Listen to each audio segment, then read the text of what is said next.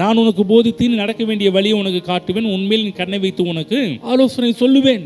நான் உனக்கு போதிப்பேன்ற, நான் ஏதோ உனக்கு சில அனுபவங்களை கொடுப்பேன் அப்படின்னு சொல்லல, நான் உனக்கு போதிப்பேன். போதிப்பது எப்படி? கடவுள் அவர் தன்னுடைய வார்த்தையின் மூலமா போதிக்கிறார். என்ன சொல்றாரு? நீ நடக்க வேண்டிய வழியை உனக்கு காட்டுவேன். எப்படி காட்டுறாரு? அனுபவங்கள் மூலமா கிடையாது, அவருடைய வார்த்தையின் மூலமாக. கர்த்தர் நித்தமும் நடத்துகிறவர். நல்லா புரிஞ்சுக்கணும்.